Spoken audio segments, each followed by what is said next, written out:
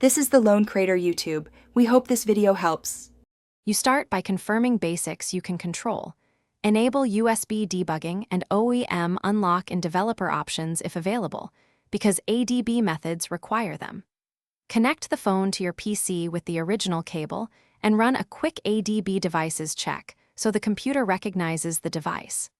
Once done, sign into the same Google account on another device or note your credentials. This gives you recovery options and keeps your data safe while you attempt non-destructive bypass methods. With the device recognized, you can try targeted commands.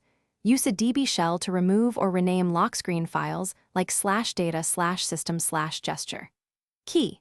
This works because Android reads those files for PIN or pattern checks. Deleting them forces a temporary bypass. If ADB is unavailable, try Smart Lock Triggers or Google Find My Device to set a temporary lock screen.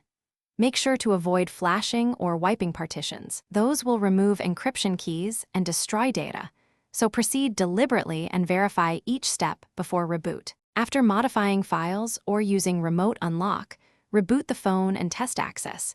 If you get in, set a new PIN or password immediately to restore security.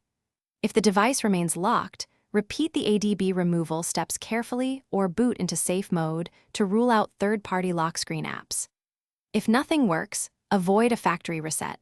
Instead, consult a professional data recovery or authorized service, because a reset will erase encryption keys and permanently lose user data. This is the crucial troubleshooting tip to remember. Thanks for watching. Consider subscribing if we helped you.